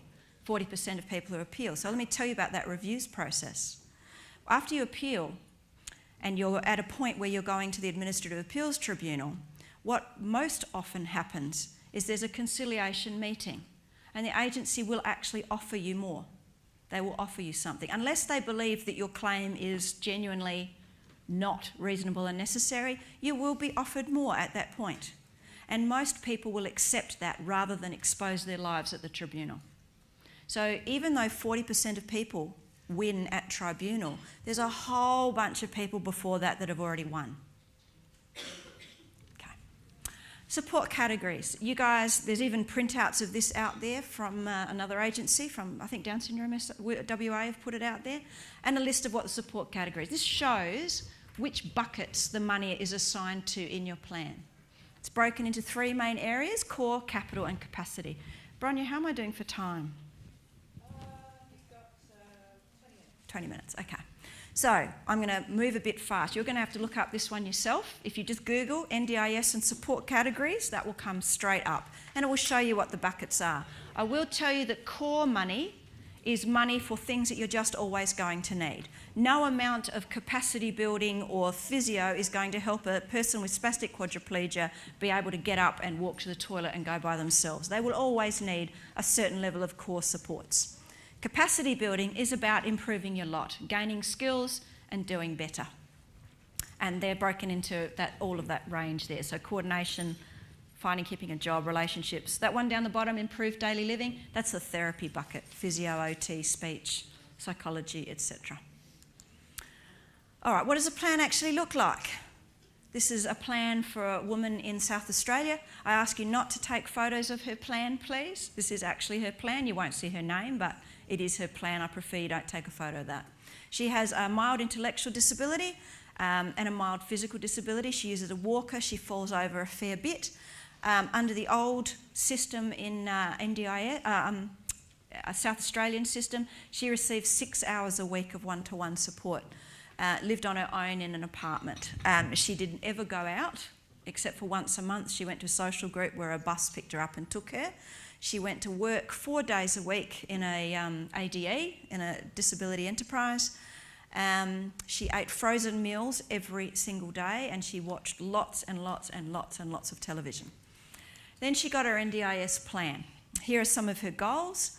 To develop self-care activities, getting dressed, feeding herself. She was also developing household task skills like learning to cook. These are her goals. Here's her actual plan. She got $375 under assistive technology. That's for maintenance and repairs on her equipment. She uses a walker and a shower chair. It'll change the rubber caps on the bottom, for example. Improve life choices. She chose plan management. I'll talk more about that in a bit. And that's the money to pay the plan manager. It is not a commission-based system, plan management. It is a set fee of $90 a month that is paid to an agency to pay your bills for you. I will talk more about that. Improved daily living, that's her therapy bucket. She got $4,500. We used that to pay for an OT, to do an assessment of where she's at, where her skills were, where her strengths were, and to develop a plan for her support workers to help her learn those skills that were lacking for her. Finding and keeping a job, that's the money that goes to her ADE to support her at work.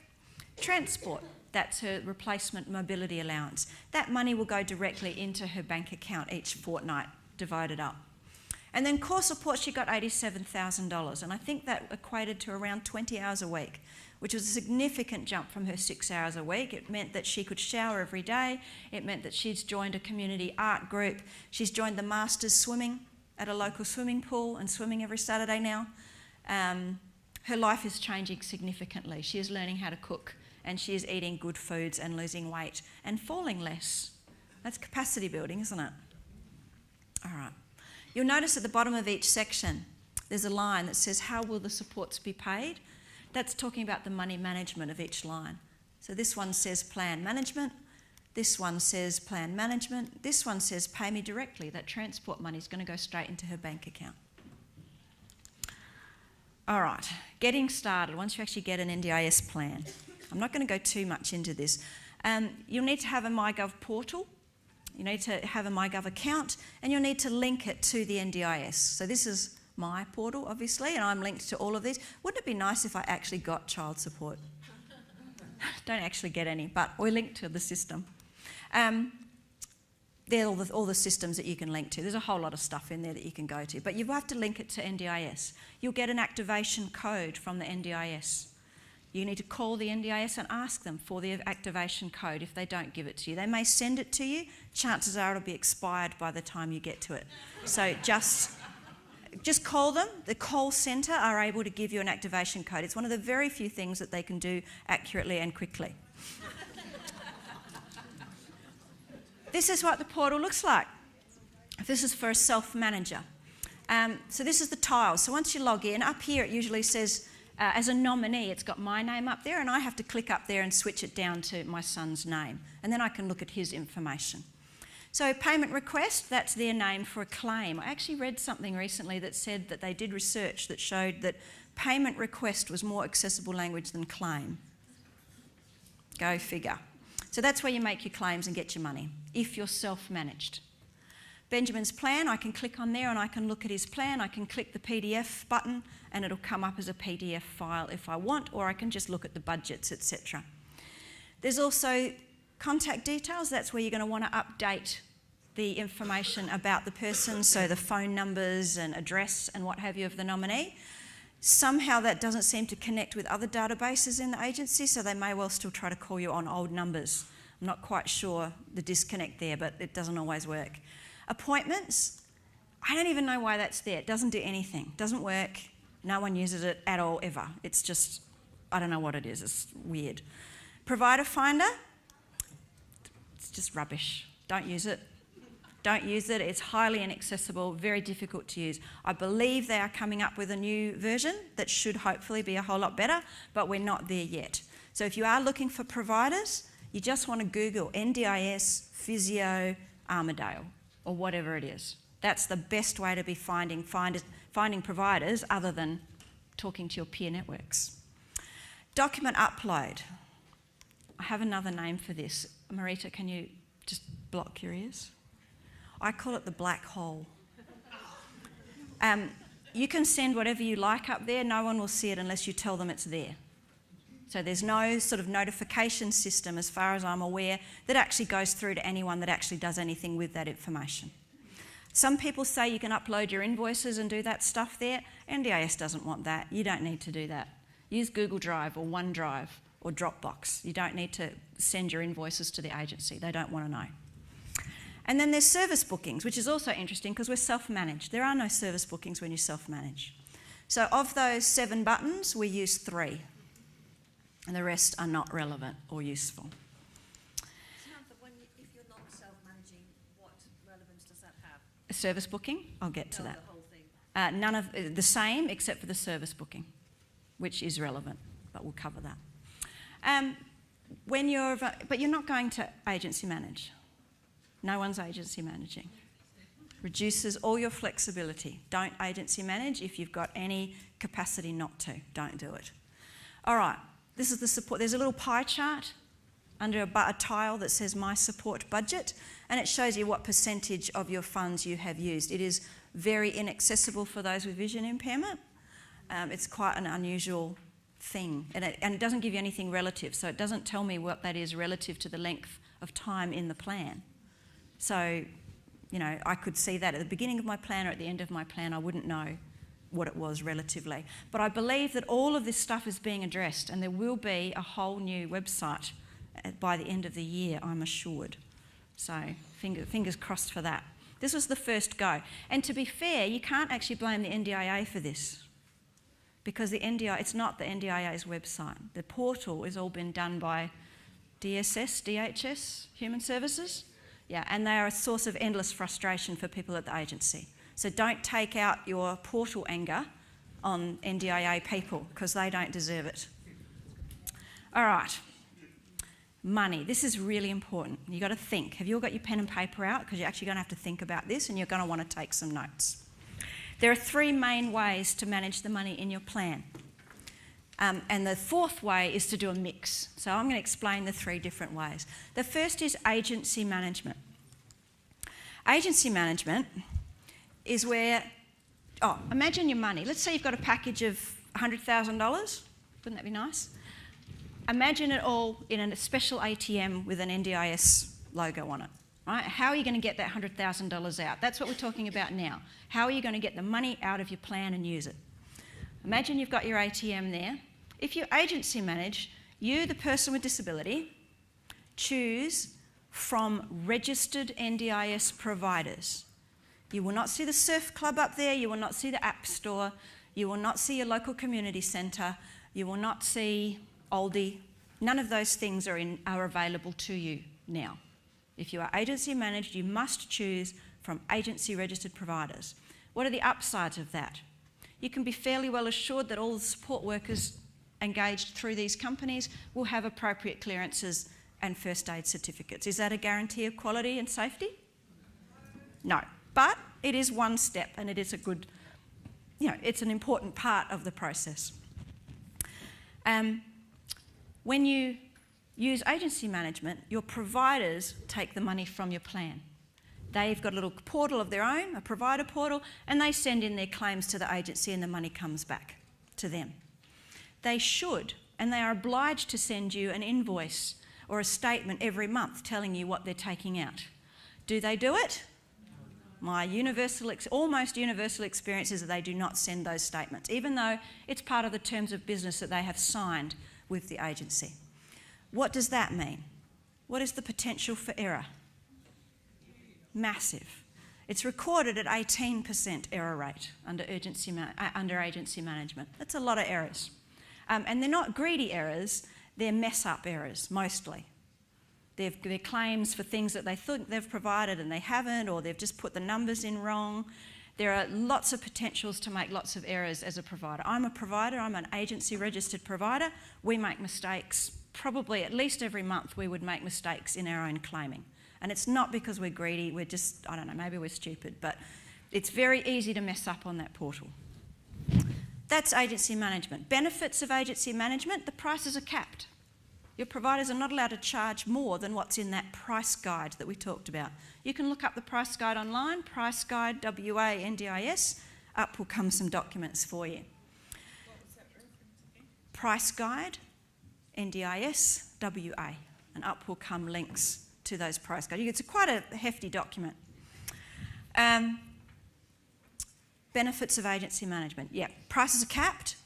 You know that there are certain safeguards. You can be quite assured that all of those companies will have fantastic policies. Does it ensure you that they adhere to them?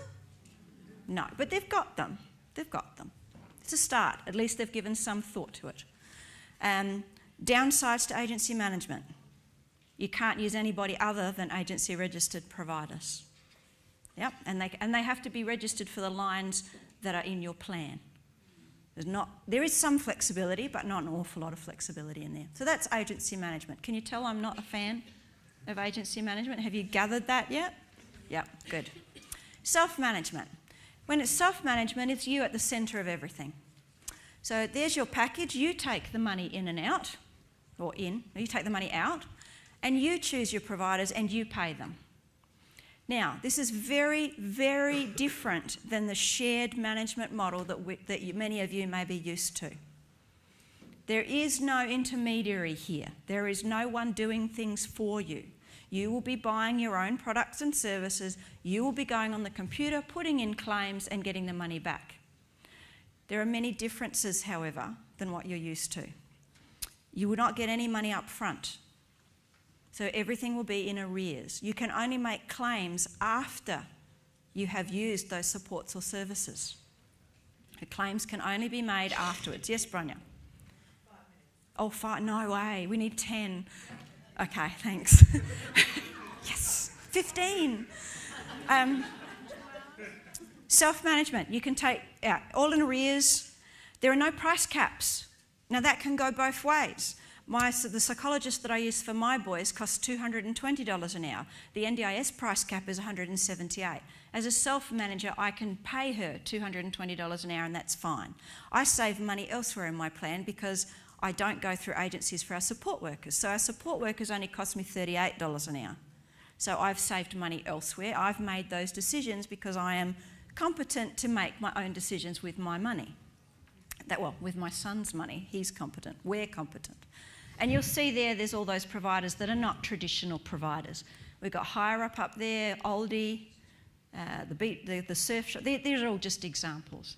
But it doesn't stop you using registered providers as well. Most people will use registered providers for some proportion of their plan, but you're not obliged to, and you don't have to stick just with them. You can have a mix of any providers you want. So, downsides of self-management. You could be audited, so you've got to keep all your paperwork for 7 years. You actually need to keep decent paperwork and records. You've got to be able to keep track of your money yourself. Got to do that quite well. You've got to pay for some things up front. Now, for me, as a privileged, educated white female, I've got a Qantas frequent flyer credit card. So I buy everything on that card and I earn frequent flyer points, and then every 2 weeks or so I go into the portal, I make all my claims, money comes in the next day, and I pay off my credit card. That's not going to be as easy for lots of people. It can be quite difficult. Most providers, however, will give you an invoice, a 7-day invoice. You could take the invoices home, make your claims, and then pay your bills off. But you can't do that until the service has been provided. There are some exceptions for that. If you have a big payroll and you're self-employing all of your people, you can go to the agency and ask for a dispensation and to be able to make some claims earlier and to be able to claim a couple of weeks in advance. But that is not standard practice. Now, we talked about shared management.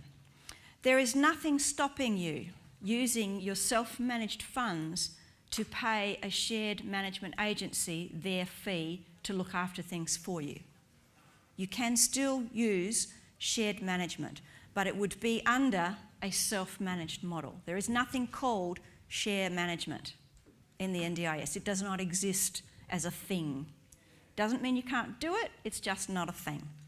Your providers are likely to be quite confused about all of this. I'm hoping that you can go and educate them on this stuff. There is nothing stopping you using a shared management provider to look after all the bills for you, except they will not be able to make the actual claims on the portal because you legally cannot give access to your MyGov account to anybody else. So you will still have to make those claims. There are some potential workarounds, and that is that claims can be made manually on a piece of paper. So it could be that a shared management provider might just provide you manual claim forms, all filled out. All you've got to do is sign them and email them to the agency. That might be another option of doing it. But it's going to be up to your providers to come up with creative ways of doing that. And believe me, providers will get creative as time goes on. They'll be very scared at the beginning, but they will get better and they will ease up as time goes on. All right, and then there's this thing called plan management. And plan management is a broker. It's someone that you send all of your bills to, or your providers send the bills to them. There's the plan manager. She's looking a bit stressed there. She takes the money, or he takes the money out of the ATM and then pays all of your providers. Those providers include anyone. They are not restricted to agency-registered providers. So you can still go to Aldi. As a person with disability, I might buy my wheelchair gloves at Aldi, send the receipt to my plan manager, and she'll reimburse me. So it can go either way. She can reimburse me or she can pay the provider directly, whatever way you want that to work. The plan manager is paid around $90 a month, and their role is simply to pay bills. They are not there to advise or support you. However, a good plan manager may well offer that service as well. They're not obliged to do it. It's not financially viable for them to do an awful lot of that, not on $90 a month, right? Choosing a plan manager. Plan management is good because they look after keeping all the records. So if you're not a good record keeper, all the records are there, all the invoices and receipts are there. So if you're ever audited, the plan manager can provide you with all of that information. That's quite valuable. So that might be quite useful. I sometimes think that plan management is a good way to start for your first plan in the NDIS, to test the waters and try things out, because you still do have that flexibility of choosing any provider that you want, or any service or support that you want. However, most plan managers are restricted to paying the price guide caps. So if I wanted to use my psychologist and I used a plan manager, I might have to pay that $40 gap between the capped price for psychology and what my psychologist charges. However, there are some plan managers that are more creative and look at the Act for what it actually says, and they will pay above the price guide rates. So if you choose plan management, you're going to want to speak to your plan manager and find out that information. Some people will want a plan manager that is a solo person. Some will want a larger company. One thing I will suggest is that you do not use plan management from the same company that provides your services and supports. It is very good to have a plan manager that is independent from your other supports and services. And that's the same for your support coordination too. It is not generally a good idea to have your support coordinator working for the same company that provides other supports and services for you. Yes? Plan managers do have to be registered because they've got access direct to the portal. Yeah. Any questions? I mean, this stuff's hard. It's messy, it's hard, and it's not what you're used to. So I welcome any questions about this stuff now. Sam, Jenke. Just a couple of questions that I know we've been asked. Do you want the microphone? Can we run the mic over? Sorry, can you hear me okay? I can, but I don't know that these guys can. Sorry. Run, run! Da da da da da da da da da da. Other Sam. We did take a photo before of the three Sams, the three troublemakers. Thank you. Just these are some things that we know we've been asked about. So, Yep. and I'll just do them as a little group, if that's okay. Yeah, yeah. So just around how much the funding is if you're self-managed, if there's any difference between the funding when you self-manage or not. Can I answer each one as we go? Because I won't remember. Yep. Okay, so self-management, your plan will be identical in funding regardless of the money management you choose. Except if you plan manage, there will be an extra $1,400 in your plan to pay the plan manager. So there is no different rates for self-managers versus agency managers. Yep. Just also in terms of if you're self-managing and you want to do training for your support workers or extra things like that with your support workers, is that something that you then put as an extra thing in your plan, or is that covered in the rate? It should be covered in the rate. So it should come out of the rate. So if you're funded for 40 hours a week and you're covered at $45 an hour, the worker gets $25 or $28 an hour. The rest of that money, that gap between that and 45, if you're self-managing, is what you can then invest in other things, be it toilet paper, be it a payroll system, be it a Xero subscription. It might even be, I'm going to have a barbecue for all of my support workers and I'm going to pay for that barbecue out of his money. Because if I had gone to an agency, they do team building exercises, don't they? They pay for all of that out of your funding. I'm going to pay for that out of my funding too. And lastly, I'm daring the NDIS to challenge me on that one. And lastly, just a quick comment about the shared management. I think that if you are agency managed, you could also do shared management, because it's really about the service provider and negotiating directly with them how much involvement you're going to have in recruitment and involvement of your staff. So given on the level of shared management people want. So that's always what it's been about, is that there's different levels of how involved you are, whether that's going the whole hog and being the employer, or just doing all your recruitment yourself but someone else does payroll. Actually, smart service providers out there could actually just be offering that as part of the way they do their services. You could do that, but I'm going to guarantee you that they'll still charge you $45 an hour. There'll be no savings associated with that. Yeah. Okay. Any more questions about the money management stuff? Yep. Lady at the front. Yep. If you're self-managing, do you have to, the people that you're employing to support you, do they have to be registered? Do they have to be registered? No. If do you're they have to be self-managing, registered, or do they have to have an ABN, sorry. ABN. Good question. If you're self-managing, you can either employ them as employees or you can contract them. That's not actually up to you. That is up to the business arrangement, and that'll be governed by the Fair Work Act and the ATO. So you'll actually have to figure out whether your workers are contractors or whether they are employees and work accordingly. But the associated costs with self-employing can be covered, it can come out of your NDIS money. Does that answer your question? So if you're contracting, they'll have to have an ABN and they'll have to have their own insurances, for example. If you're self-employing, you will be responsible for their work cover, you will be responsible for your insurance on them, for their super, and they'll be responsible for their tax, or you'll have to take their tax out necessarily. Does that make sense? Okay. Any other questions on this stuff? Yep, last one will go. Self-managed, if you're paying them by, you don't get the payment straight away, it's like in an invoice? It's in arrears, yep. Yeah, what happens if, let's say, you don't get the funding for them, but they provided the service? Okay, so the question is, what if that will only happen if you don't make a claim? Yeah, if you make a claim, the claims are almost always paid within 24 or 48 hours. They're paid back, you'll see the money in your bank account. There are some exceptions to that, but I don't want to scare you, and they're around plan gaps. All of you are at least a year away from that, so we're not going to go into that. I'm hoping that it won't happen here in WA, but it has been a big mess in South Australia and other states. A couple of extra things, some questions that I may have predicted for you. Unspent monies in your NDIS plan are never carried over to the next year. You get a new plan every year. Sometimes you will get a 3-month or a 6-month plan, depending on your circumstances and situations, but generally speaking, you'll get a 12-month plan, and there is capacity to do a 2-year plan. So I wouldn't suggest you do a 2-year plan for your first plan. You want to suss it all out, check it all out, but later on down the track, if everything's stable, you might just say, you know what, I just want a 2-year plan. There is no allowance for overspend. If you spend more than what's in your plan within your plan year, bad luck. No one's going to pay you back for that. You're going to be out of pocket. There's no float or upfront payment, so everything's in arrears. Claims can only be made after the service is delivered.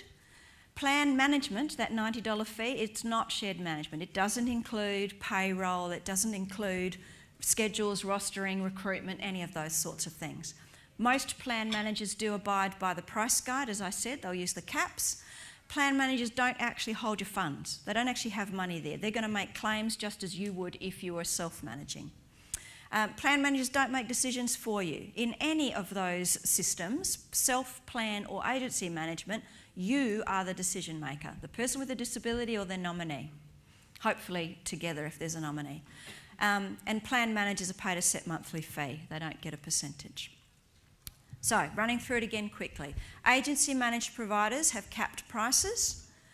You'd have less flexibility. You potentially have greater safeguards. You are not going to be audited at the same level. And there is lots of potential for provider errors. If you're self-managed, you can use anyone or anything for your supports and services as long as they are reasonable and necessary. There are no price guides, which gives you more flexibility. You may have fewer safeguards. You might end up hiring a neighbour to do some work for you, and he may well be an axe murderer. It will be your responsibility to check that he is not an axe murderer. More paperwork to do, because you've got to keep all your records. And you've got that potential for audits, and you might have to prove stuff. If you're plan managed, you can use anyone or anything. You've got more flexibility, fewer safeguards, again, if you choose outside of the system and hire the axe murderer next door. But you don't have to worry about the paperwork and audits so much because your plan manager keeps all that information for you. All right. Can I have 5 more minutes, Bronya? Okay, so what's the consensus here? Yes. 5 minutes. All right, sorry. I'm not very good at this timekeeping thing. 5 minutes. I'm not, okay. I'll behave. You did have a mix on the... Yeah, you could choose to have your core supports, for example, self-managed, and your capacity building supports agency managed or plan managed. You can mix it up a little bit. You can actually mix it up per line, but I'm going to tell you the agency will get it wrong. If you try to get that broken down to that level, they're working so hard and so fast, it is highly unlikely that it'll be the way that you want it to be. So be very clear about how you want your money management in your planning meeting. Be very clear. I actually suggest that you put it in writing, and I've even joked that you should give it in writing to your planner and you should have them hold it up and you should take a photo of them, because we get lots of plans back that have the plan management incorrect in them. I'm hoping it doesn't happen here, but it certainly has happened a lot interstate. All right.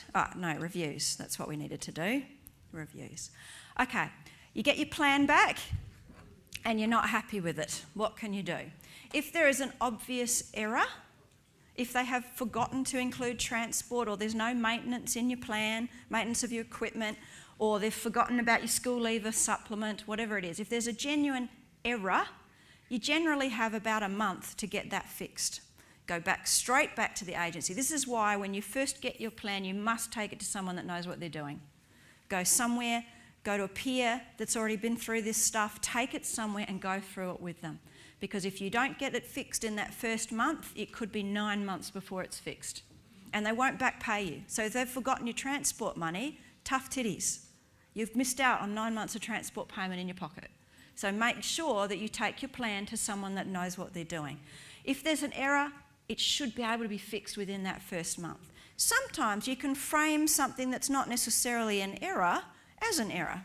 So let's say that the funding is clearly half of what it needs to be. I have written emails that say, "Oh, hi, planner, really sorry, I think you forgot about the other 50,000. And outline, once again, why it's reasonable and necessary to get more. And if you're lucky and you've got a good planner, or they really just overlooked a certain piece of information, if you're lucky, they'll just bump it straight back up again for you. That's rare, but it can happen. Other than that, if you just need more funding, if they've just given you a package that you believe is inadequate, you've got 3 months to ask for what's called a review of a reviewable decision. It's quite a mouthful, I always twist around it. Reviewable decisions are defined in the NDIS Act. These are decisions that the agency makes that you can challenge. So those sorts of decisions are things like whether you're eligible or not, the amount of money in your plan. Your plan is a decision given to you by the agency. So you've got 3 months to ask for a review of that. How long does it take to get a review answer back? Could be a day, could be 10 months. It is not acceptable how long it's taking. In South Australia, it's at least 6 months for virtually every review to come through. But in the meantime, you can keep spending what you've got. So it's not like you've got nothing, it's just that you may not have the level that you need or believe you require. If you leave it more than 3 months, and many people do this, you might think that's impossible, but I can't tell you the number of people that put the plans under the bed and don't touch them. If you leave it 3 months, the only way to get changes to your plan at that point is if you have a change in circumstance. And a change in circumstance is not a broken wrist, it's a mum's got breast cancer and can no longer look after me, or I've just been made homeless, or on the good side it might be that I've got a new job and I need different supports. They are changes of circumstance. And then you can ask for that. Once again, that may take some time to be reviewed. And then if those reviews come back and you're not happy with the answer, that's when you can take it to the Administrative Appeals Tribunal. And that's when you're starting to step it up again. And if you're doing that, I would recommend you go to one of your advocacy agencies here in WA. If you Google NDAP, National Disability Advocacy Finder, you'll see the list of who are the funded advocacy agencies in your area. I think People with Disability WA are one of those funded advocacy agencies.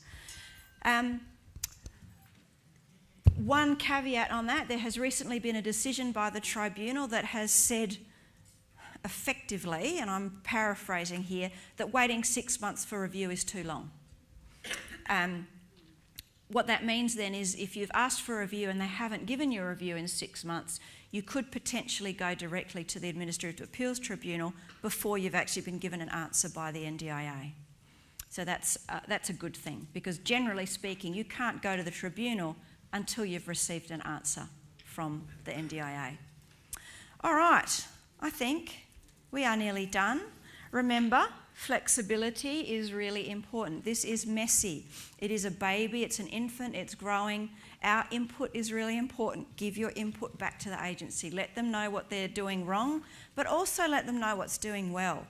At the end of a planning meeting, thank your planner. They live a very thankless world. They are working very, very hard under very trying circumstances. The rules are changing for them even quicker than they are for us. So cut them a little bit of slack.